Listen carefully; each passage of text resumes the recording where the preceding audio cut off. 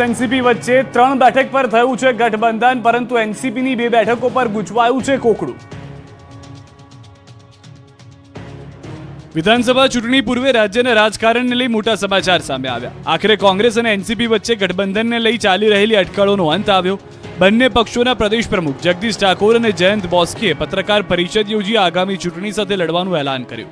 અનેક દિવસો સુધી ચાલેલી બેઠકો અને વાટાઘાટને અંતે 3 બેઠકો પર ગઠબંધનની વાત નક્કી કરાઈ, જેમાં ઉમરેઠ, દેવગઢ બારિયા અને નરોડા બેઠકનો સમાવેશ કરાયો।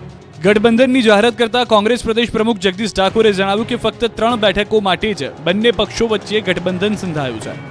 ગઠબંધનની 3 બેઠકોની ઉમરેઠ બેઠક પરથી જયંત બોસ્કી ઉમેદવારી નોંધાવશે। અગાઉ 2012માં પણ તેઓ ઉમરેઠ જીત મેળવી ચૂક્યા છે। ગઠબંધન વિશે જયંત બોસ્કીએ જણાવ્યું કે 3 બેઠક સિવાય એનસીપીના મેન્ડેટ પર કોઈ ફોર્મ નહીં ભરી શકે અને જો કોઈ પાર્ટી લાઇનથી વિરુદ્ધ જશે તો કાર્યવાહી કરવાનું પણ જણાવ્યું। જોકે ગઠબંધનના આ સમાચાર વચ્ચે જ કાંદલ જાડેજાએ કુતિયાણા બેઠક પર એનસીપીમાંથી પોતાની ઉમેદવારી નોંધાવી। તેમણે જણાવ્યું કે પ્રફુલ્લ પટેલ સાથે વાત થયા બાદ ઉમેદવારી ફોર્મ ભર્યું છે।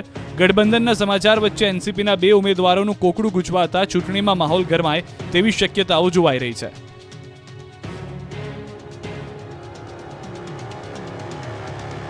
વલસાડના ઉમરગામમાંથી સામેલ થયેલા દ્રશ્યો જોઈને હાલમાં જે છે તે લોકો પણ વિચારી રહ્યા છે। ઉમરગામથી સામે આવેલા દ્રશ્યો જોઈને રાજકારણની અલગ તસવીર જોવા મળી। ફોર્મ ભરતી વખતે સર્જાયા છે રાજકીય સદભાવનાના દ્રશ્યો। કોંગ્રેસના ઉમેદવાર ભાજપના ઉમેદવારના પગે લાગી આશીર્વાદ લીધા। ભાજપ કોંગ્રેસના ઉમેદવાર એકબીજા સાથે ઉમળકાભેર મળતા કાર્યકર્તાઓ પણ જોવા મળ્યા હતા। બંને પક્ષના ઉમેદવારો અને કાર્યકર્તાઓ એકબીજાને શુભેચ્છા પાઠવી। ઉમેદવારી પત્ર ભરતા વખતે ભાજપ અને કોંગ્રેસના કાર્યકર્તાઓ આમને સામને આવ્યા હતા। ચૂંટણી મેદાનમાં જાહેર મંચ પરથી ઉમેદવારો અને કાર્યકર્તાઓ એકબીજા પર આક્ષેપ પ્રતિ આક્ષેપ કરે છે, પણ ઉમરગામથી સામે આવેલા આ દ્રશ્યો દરેક રાજકીય પક્ષો અને નેતાઓને જોવા જોઈએ।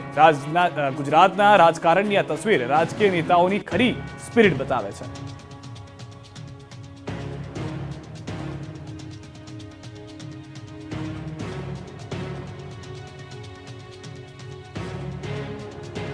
ભાવનગર પશ્ચિમ બેઠક પરથી જીતુ વાઘાણીની ઉમેદવારી સાથે ભાજપની ભવ્ય જીતનો વ્યક્ત કર્યો વિશ્વાસ। ભાવનગર જિલ્લાની પશ્ચિમ વિધાનસભા બેઠક પર ભાજપે રાજ્યના શિક્ષણ મંત્રી જીતુ વાઘાણીને મેદાને ઉતાર્યા। ઉમેદવાર જાહેર કર્યાની સાથે જીતુ વાઘાણીએ પોતાના સમર્થકો અને આગેવાનો સાથે પોતાની ઉમેદવારી નોંધાવી। ભાવનગર પશ્ચિમ વિધાનસભા બેઠક પરથી જીતુ વાઘાણીએ ઉમેદવારી નોંધાવ્યા પહેલા સવારે તેઓ મંદિરે દર્શન તેમજ પૂજા અર્ચન કરવા પહોંચ્યા, જ્યાં તેમણે પોતાની જીત માટેની પ્રાર્થના કરી। મંદિરે દર્શન બાદ સભાનું આયોજન કરવામાં આવ્યું, જેમાં ભાવનગર શહેર અને જિલ્લામાંથી મોટી સંખ્યામાં લોકો હાજર રહ્યા। સભાને સંબોધન કરવાની સાથે જીતુ વાઘાણીએ પ્રચારના શ્રી ગણેશ કર્યા। જનસભાને સંબોધતા જીતુ વાઘાણીએ ફરીવાર જીતનો વિશ્વાસ વ્યક્ત કર્યો। આ સાથે તેમણે 1,54,000 કરોડના રોકાણની વાત કરતા ગુજરાતને સેમિકન્ડક્ટર ઇન્ડસ્ટ્રીનું હબ બનાવવાની વાત કરી।